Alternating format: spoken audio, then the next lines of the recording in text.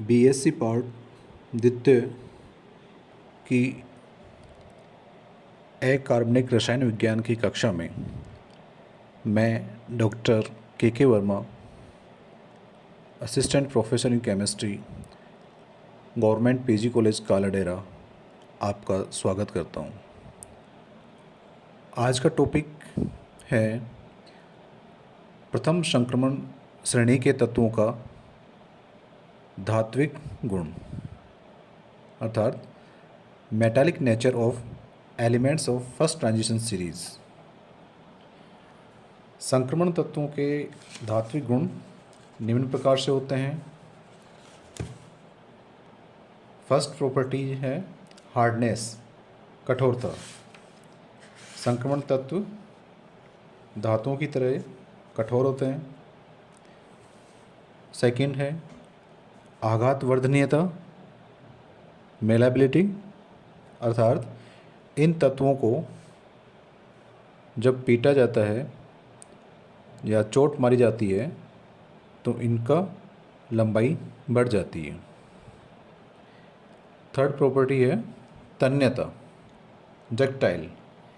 इनको खींच के लंबे तार बनाए जा सकते हैं।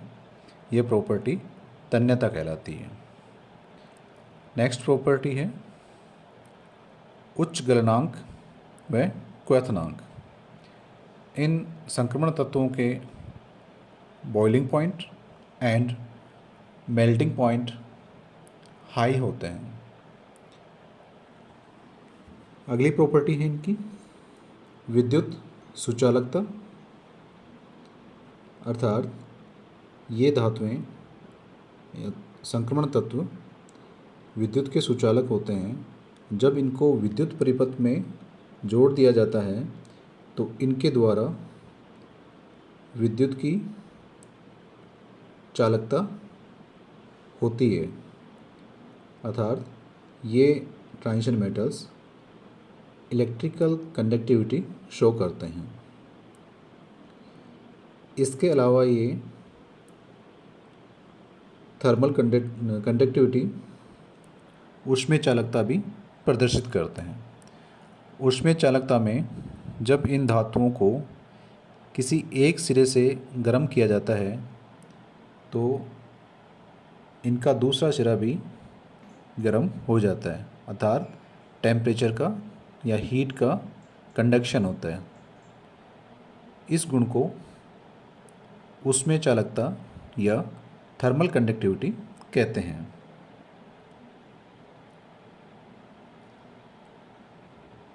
संक्रमण तत्वों में 3 प्रकार की क्रिस्टलीय संरचना पाई जाती है। धातुओं की तरह ही इनमें 3 प्रकार की क्रिस्टलीय संरचनाएं पाई जाती है। पहली क्रिस्टलीय संरचना है काय केंद्रित घनीय संरचना, बॉडी सेंटर्ड क्यूब।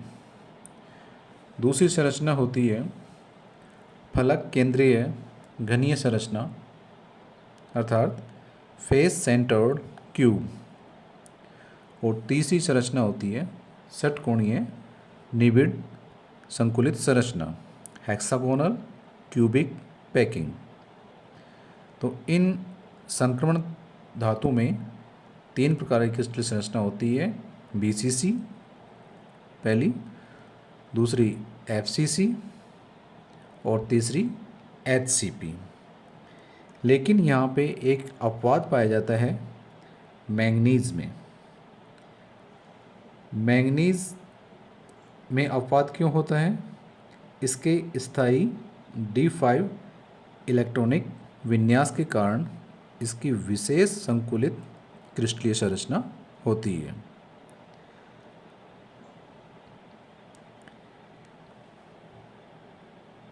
संक्रमण तत्वों के उपरोक्त धात्विक गुणों का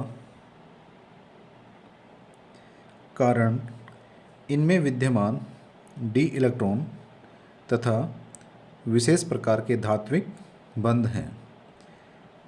इनमें सामान्य धात्विक बंध के साथ साथ डी कक्षकों के अतिव्यापन द्वारा सहसंयोजक बंध भी बनते हैं। इस प्रकार इन संक्रमण धातुओं में क्षारीय धातु अथवा क्षारीय मृदा धातुओं की तुलना में परमाणु परस्पर प्रबल आकर्षण बल से बन जाते हैं। फलतः इन धातुओं की कठोरता बढ़ जाती है और इनके परमाणुीकरण की एंथैल्पी, जिसको एंथैल्पी ऑफ एटमाइजेशन कहते हैं, और गलनांकों व क्वथनांकों के मान उच्च हो जाते हैं।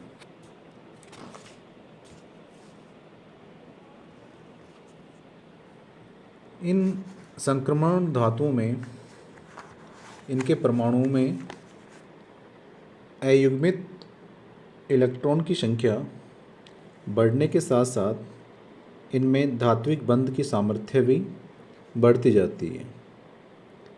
अतः स्कैंडियम से क्रोमियम तक धात्विक कठोरता बढ़ती है, क्योंकि स्कैंडियम से क्रोमियम तक अयुग्मित इलेक्ट्रॉनों की संख्या बढ़ती जाती है और क्रोमियम से जिंक तक वापस घटती है, क्योंकि क्रोमियम के बाद जिंक तक डी कक्षकों में इलेक्ट्रॉनों का युग्मन होने के कारण अयुग्मित इलेक्ट्रॉनों की संख्या घटती जाती है। अतः क्रोमियम से जिंक तक धात्विक कठोरता कम होती जाती है। दूसरे शब्दों में हम ये कह सकते हैं कि संक्रमण तत्वों की धात्विक कठोरता इनमें पाए जाने वाले अयुग्मित इलेक्ट्रॉनों की संख्या के समानुपाती होती है। जितनी ज़्यादा संख्या में इनमें अयुग्मित इलेक्ट्रॉन होंगे, उतनी ही ज़्यादा उस धातु की धात्विक कठोरता होगी। नीचे दिए गए चित्र में इन संक्रमण धातुओं के डी कक्षकों के अतिव्यापन द्वारा सहसंयोजक बंध बनने की प्रक्रिया को दिखाया गया है। तो इस प्रकार संक्रमण धातु हैं या संक्रमण तत्व हैं, वो धात्विक गुण रखते हैं। अगला जो गुण है इन संक्रमण तत्वों का, जिस पर हम चर्चा करेंगे, वो है सक्रियता, एक्टिविटी। सक्रियता, रिएक्टिविटी। संक्रमण तत्व क्षारीय एवं क्षारीय मृदा धातुओं की तुलना में काफ़ी कम क्रियाशील होते हैं।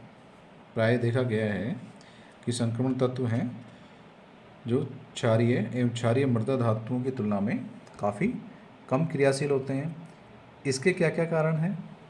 पहला कारण है कि संक्रमण तत्वों का छोटा आकार होने के कारण। क्यों होता है इनका छोटा आकार? क्योंकि इनमें जो इलेक्ट्रॉन हैं वो n-1 डी कक्षकों में भरे जाते हैं। तो इनका छोटा आकार होने के कारण इन तत्वों में आयनन विभव के मान काफ़ी उच्च होते हैं। अतः धातु से आयन बनने में काफ़ी ऊर्जा खर्च होती है, जिसके कारण ये आसानी से आयनीकृत नहीं हो पाते हैं।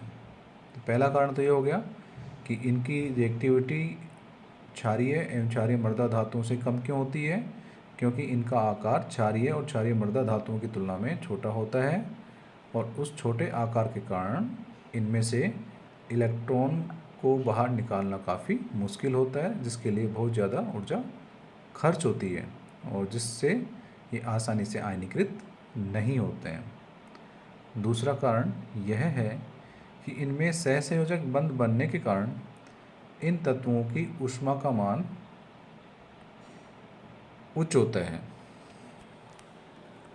अतः इन्हें ठोस अवस्था से गैसीय अवस्था प्राप्त करने के लिए बहुत अधिक ऊर्जा की आवश्यकता पड़ती है।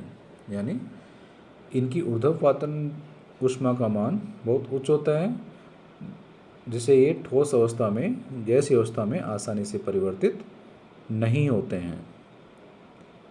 और तीसरा कारण है कि इनके आयनों की जल योजन ऊर्जा का मान काफ़ी कम होता है। तो इन 3 कारणों से संक्रमण तत्व क्षारीय और क्षारीय मृदा धातुओं की तुलना में काफ़ी कम क्रियाशीलता दिखाते हैं। उपरोक्त कारणों से डी ब्लॉक तत्वों की क्रियाशीलता काफ़ी कम होती है और ये उत्कृष्ट व्यवहार प्रदर्शित करते हैं। इनका यह उत्कृष्ट व्यवहार तृतीय समूह में गोल्ड ऑरम और प्लेटिनम पीटी में तो बहुत अधिक हो जाता है, जिसके कारण गोल्ड और प्लेटिनम बहुत कम क्रियाशील होते हैं और ये इतने कम क्रियाशील होते हैं अर्थात स्थायी होते हैं कि गोल्ड और प्लेटिनम की ज्वेलरी या आभूषण बनाए जाते हैं। इनको आभूषण के रूप में यूज़ किया जाता है। ऐसा इनमें इनकी कम सक्रियता या उत्कृष्ट व्यवहार के कारण किया जाता है। तो संक्रमण धातुएं या संक्रमण तत्व जो फर्स्ट ग्रुप के क्षारीय धातु हैं और सेकंड ग्रुप के क्षारीय मृदा धातु हैं, इनकी तुलना में काफ़ी कम क्रियाशील होते हैं। Thank you.